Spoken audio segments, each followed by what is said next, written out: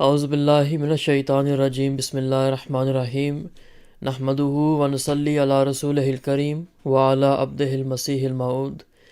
We continue from the daily dars of the book of the promised Messiah alayhi salam, entitled The Philosophy of the Teachings of Islam.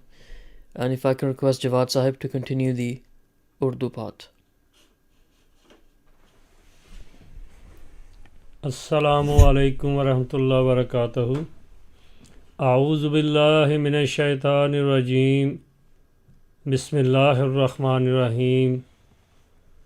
حضرت مسیح موعود علیہ السلام فرماتے ہیں طبعی حالتیں تعدیل سے اخلاق بن جاتی ہیں، اور پہلے ہم بیان کر چکے ہیں کہ طبعی حالات اخلاقی حالات سے کچھ الگ چیز نہیں، بلکہ وہی حالات ہیں جو تعدیل اور موقع اور محل پر استعمال کرنے سے اور عقل کی تجویز اور مشورہ سے کام میں لانے سے اخلاقی حالات کا رنگ پکڑ لیتے ہیں، اور قبل اس کے کہ وہ عقل اور معرفت کی اصلاح اور مشورہ سے صادر ہوں، گو وہ کیسے ہی اخلاق سے مشابہ ہوں، در حقیقت اخلاق نہیں ہوتے، بلکہ طبیعت کی ایک بے اختیار رفتار ہوتی ہے. جیسا کہ اگر ایک کتے یا ایک بکری سے اپنے مالک کے ساتھ محبت اور انکسار ظاہر ہو تو اس کتے کو خلیق نہیں کہیں گے، اور نہ اس بکری کا نام مہذب الاخلاق رکھیں گے. اسی طرح ہم ایک بھیڑیے یا شیر کو ان کی درندگی کی وجہ سے بدخلق نہیں کہیں گے، بلکہ جیسا کہ ذکر کیا گیا اخلاقی حالت محل اور سوچ اور وقت شناسی کے بعد شروع ہوتی ہے، اور ایک ایسا انسان جو عقل اور تدبر سے کام نہیں لیتا وہ ان شیر خوار بچوں کی طرح ہے جن کے دل اور دماغ پر ہنوز قوت عقلیہ کا سایہ نہیں پڑا، یا ان دیوانوں کی طرح جو ہر عقل اور دانش کو کھو بیٹھتے ہیں.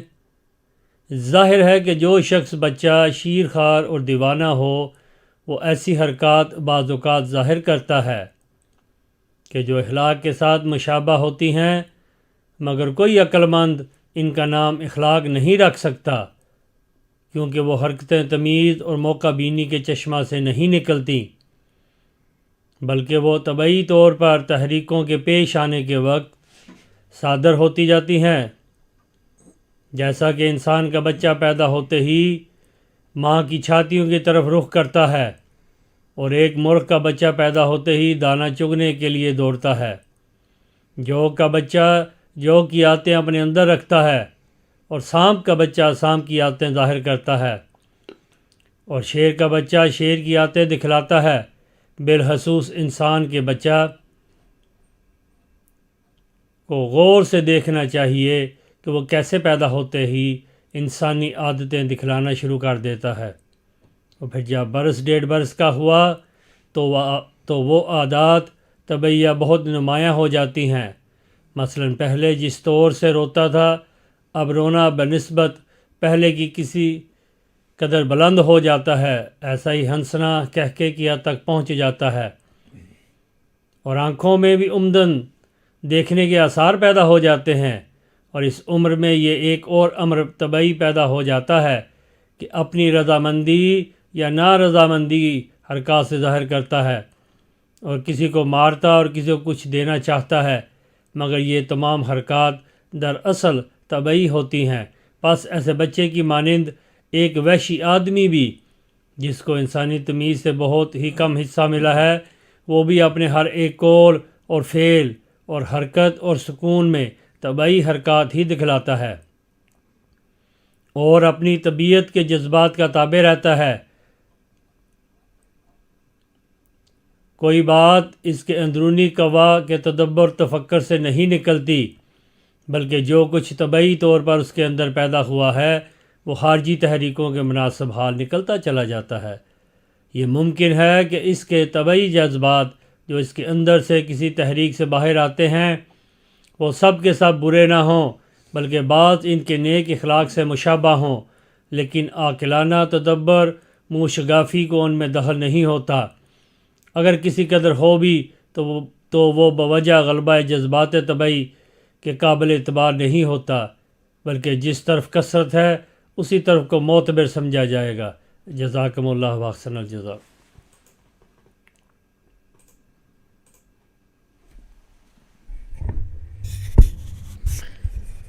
The promised Messiah alayhi salam mentions about the natural conditions by regulation become moral qualities.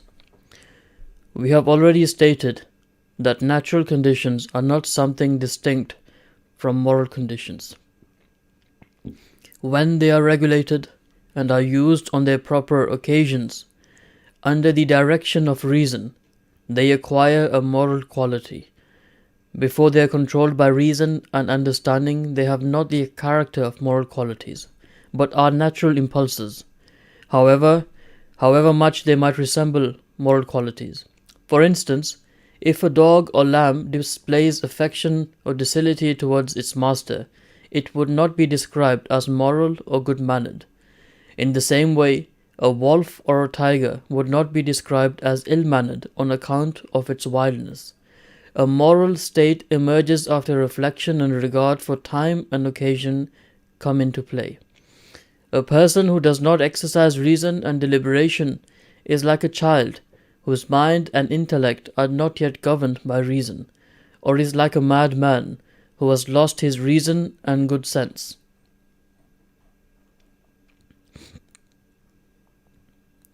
A child or a madman sometimes behaves in a manner that has the appearance of moral action, but no sensible person calls such conduct moral, as such conduct does not proceed from good sense and appropriateness, but is a natural reaction to these circumstances. A human infant, as soon as it is born, seeks its mother's breasts, and a chicken, as soon as it is hatched, begins to pick up corn. In the same way, the spawn of a leech behaves like a leech. A baby serpent behaves like a serpent, and a tiger cub behaves like a tiger.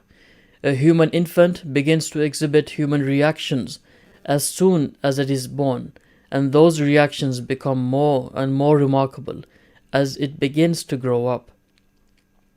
For instance, its weeping becomes louder, and its smiles become laughter, and its gaze becomes more concentrated. At the age of a year or 18 months, it develops another natural trait. It begins to display its pleasure and displeasure through its movements and tries to strike someone or to give something to someone. All these motions are natural impulses. Similarly, a barbarian who possesses little human sense is like such an infant and displays natural impulses in his words, actions and movements, and is governed by his natural emotions. Nothing proceeds from him in consequence of the exercise of his inner faculties. Whatever surges up from his inside under the operation of a natural impulse and as a reaction to his external stimuli becomes manifest. It is possible that his natural impulses that are exhibited as a reaction to an external stimuli may not all be vicious, and some might resemble good morals, but they are normally not the consequences of reasonable reflection and consideration, and even if they are to some degree so motivated, they cannot be relied upon on account of the domination of natural impulses.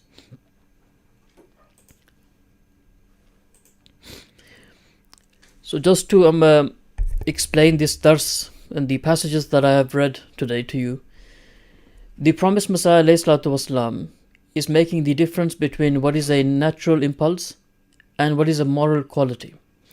So he says, for example, if a child displays good behavior, for example, we cannot say that this child has moral behavior, has moral qualities.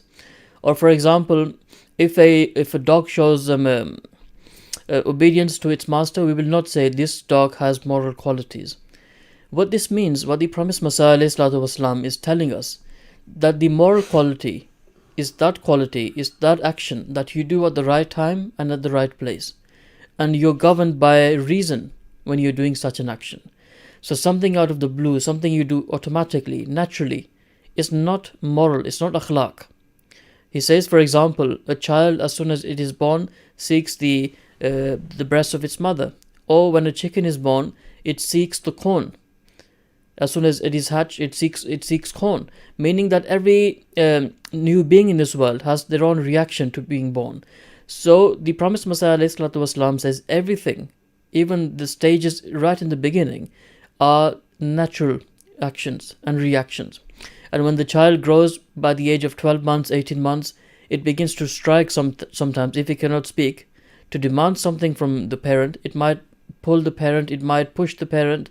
Hazrat Masih Maud says all these actions are natural reactions. Nobody can say that if a child behaves in a very, very appropriate manner, he has developed akhlaq, he has developed moral qualities.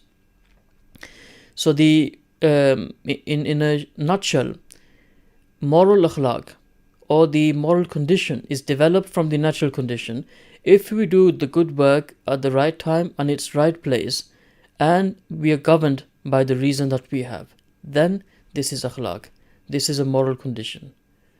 Until tomorrow, inshallah. Assalamu alaikum wa rahmatullahi wa barakatuhu.